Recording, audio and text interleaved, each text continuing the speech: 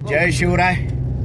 आत्ता आपण तालुका जावळी जिल्हा सातारा या ठिकाणी असलेलं मेरुलिंग महादेव मंदिर हे करण्यासाठी चाललेलो आहे। आणि हा जो दिसतोय घाट, हा घाट पार केल्यानंतर साधारणतः 1.5 किलोमीटर अंतरावरती आम्हाला मेरुलिंग महादेव मंदिर हे येणार आहे। आता या संपूर्ण व्हिडिओ तुम्हाला इथलं महत्त्व, इथला इतिहास हे सगळं या व्हिडिओच्या माध्यमातून सांगण्यात येत आहे। शेवटपर्यंत माझ्याबरोबर व्हिडिओवर राहा। आपण सफर करूयात मेरुलिंग महादेव मंदिराचे। चला, आता आपण आलेलो आहे मेरुलिंग मंदिर या ठिकाणी। आपल्याला हा संपूर्ण दिसतोय एखाद्या दुर्गाला, किल्ल्याला जशी तटबंदी असते त्याचप्रमाणे संपूर्ण तटबंदी या मंदिराला आहे। आता संपूर्ण तुम्हाला या मेरुलिंगची सफर घडवून आणत आहे। चला माझ्याबरोबर शेवटपर्यंत राहा। जावळी तालुक्यात डोंगर माथ्यावर वसलेल्या मेरुलिंग येथील महादेवाचे मंदिर प्रसिद्ध आहे। असे सांगितले जाते की हे मंदिर पांडवकालीन असून पांडवांनी स्वतः मोठ्या शिळा आणून या मंदिराची उभारणी केली होती। येथील ग्रामस्थ या महादेवाला मेरुंबा असे म्हणतात। या मंदिराचे वैशिष्ट्य असे की येथील शिवलिंगातून झिरपणाऱ्या धारांमुळे येथील शालुका नेहमी पाण्याने भरलेली असते। याशिवाय येथील गर्भगृहात काही बोलले की त्याचा प्रतिध्वनी 4 ते 5 वेळा पुन्हा ऐकू येतो।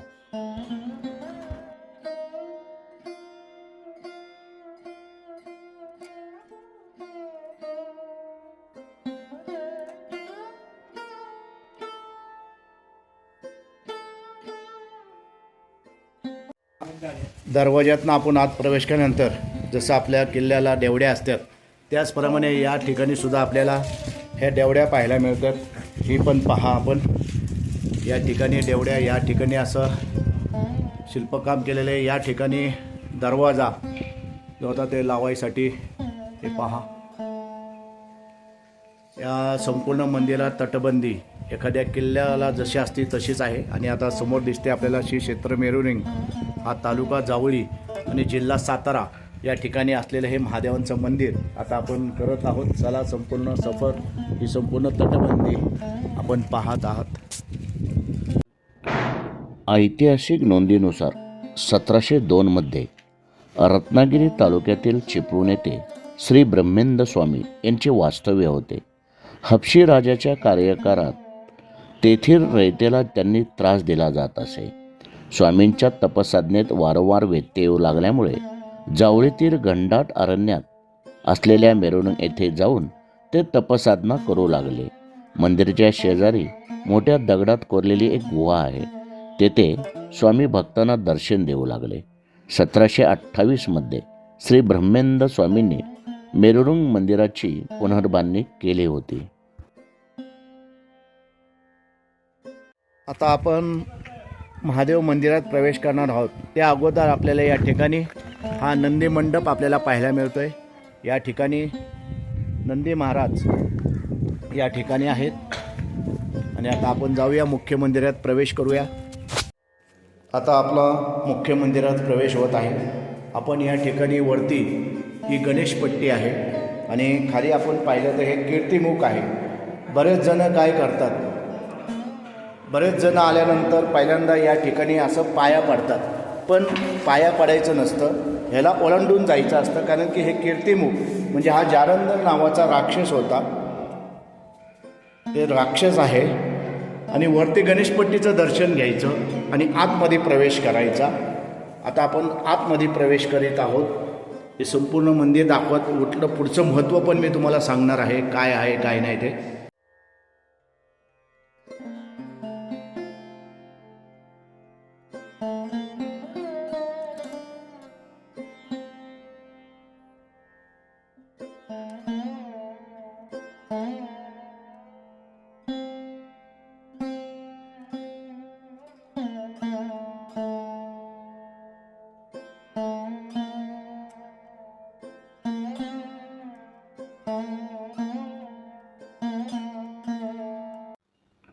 गर्भगृहात मध्यभागी स्वयंभू शिवलिंग आहे। या शिवलिंगावरील शालुंका ओबडधोबड असून त्यावर 7 छिद्रे आहेत.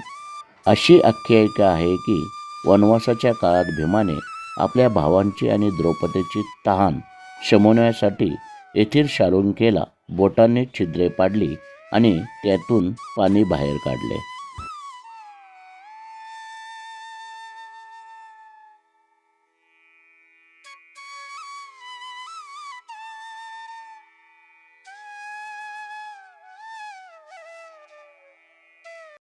जय शिवराय मित्रांनो, आत्ता आपण मेलेनुंग महादेव मंदिरात आलेलो आहे आणि या ठिकाणी असलेली ही महादेवांची पिंड, या ठिकाणी जे आपण पिंड पाहतात ह्या ठिकाणी कायम पाणी असतं, त्यामुळे हे शालुका ही सगळी पाण्यामध्येच असते. आणि या ठिकाणी आपण या ठिकाणी आवाज दिला तर तो आवाज आपला इको, त्याला इको म्हटला जातं. तो संपूर्ण आवाज आपल्याला या ठिकाणी आपल्याला ऐकू येतो. त्याचं इथं महत्त्व आहे महादेवांच्या या मेरुलिंग महादेव मंदिरांचं. आणि आता आपण या येथील स्थानिक पुजारी यांची आता आपण मुलाखत घेऊया आणि या इथलं महत्त्व काय आहे ते आता ते सांगतील आपल्याला. दादा नमस्कार. या मेरुलिंगचं आम्हाला काही महत्त्व सांगा आमच्या सबस्क्राईब लोकांना. मेरुलिंगचं हे जागृत देवस्थान आहे. मंदिर पांडवकालीन आहे अशी त्याची व्याख्या आहे. हे जे लिंग आहे, लिंग स्वयंभू आहे. त्याच्यावर जे पंचगंगा जे दिसतात, हे पंचगंगा जिवंत पाणी तिथे तरी खालून निचरा आपोआप त्याचा चालू, म्हणजे हे जागृत देवस्थान. तिथं भाविक दर्शनाला श्रावण महिना, यात्रा, महाशिवरात्रीला दर्शनासाठी लोक येत असतात. 1756मध्ये वसईचा किल्ला जिंकण्यासाठी जाणारे चिमाजी आप्पा आपल्या सेनेसह मेरुलिंग महादेवाचा आशीर्वाद व ब्रह्मेंद्र स्वामींचा सल्ला घेण्यासाठी मंदिरात आले होते. वसईची स्वारी फत्ते झाल्यानंतर त्यांनी मेरुलिंग मंदिरात होम हवन करण्यासाठी 12 मन तेल, तूप, तांदूळ, 4 तोरे केसर असे साहित्य व 9 मन वजनाची घंटा आणली. त्यावेळी त्यांनी या मंदिराच्या गर्भगृहात घंटानाद केला होता. आजही घंटा या मंदिरात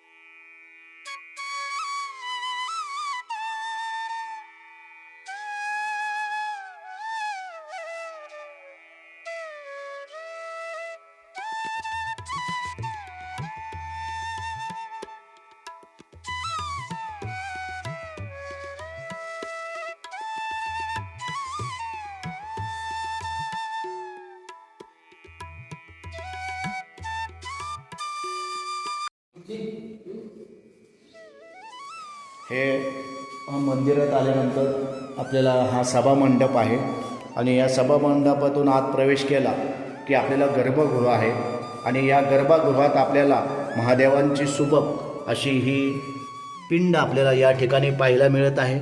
या सगळ्याचं महत्त्व मी तुम्हाला आत्ता सांगितलेलं आहे, काय आहे काय नाही ते पाहे. असं आतून संपूर्ण गर्भगृहात असलेली ही महादेवांची पिंड आपल्याला पाहायला मिळत आहे.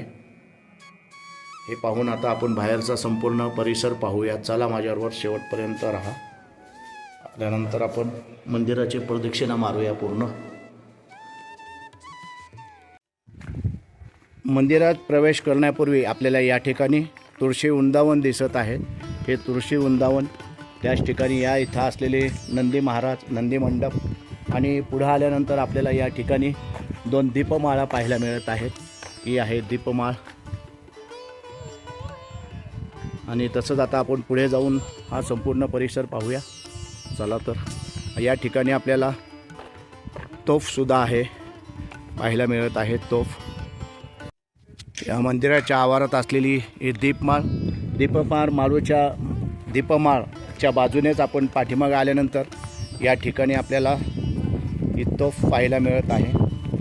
तसंच पुढे आल्यानंतर अजून या ठिकाणी ही पहा, ही अजून एक तोफ 2 आणि हे मंदिराला संपूर्ण असलेली ही तटबंदी आपल्याला पाहायला मिळत आहे. हे संपूर्ण हे जावळी, हे पहा या ठिकाणी असलेलं या तटबंदीच्या वरती आत्ता आपण आहोत आणि ही संपूर्ण मंदिराला असलेली ही तटबंदी आपल्याला पाहायला मिळत आहे. आणि हा संपूर्ण परिसर हे पहा. सातारा संस्थानचे छत्रपती शाहू महाराज यांनीही ब्रह्मेंद्र स्वामींचे शिष्यत्व पत्करले होते. राजकीय सल्लामतीसाठी ते अनेकदा मेरुलिंग येथे स्वामींकडे येत असत. 1756 वसईचा किल्ला जिंकण्यासाठी जाणारे चिमाजी आप्पा आपल्या सेनेसह मेरुलिंग महादेवाचा आशीर्वाद व ब्रह्मेंद्र स्वामींचा सल्ला घेण्यासाठी मंदिरात आले होते. वसईचे स्वारी फत्ते झाल्यानंतर त्यांनी मेरुलिंग मंदिरात होम हवन करण्यासाठी 12 मन तीळ, तूप, तांदूळ, 4 तोळे केसर असे साहित्य व 9 मन वजनाची घंटा आणली. त्यावेळी त्यांनी या मंदिराच्या गर्भगृहात घंटानाद केला होता. आजही घंटा या मंदिर परिसरात पाहावयास मिळते.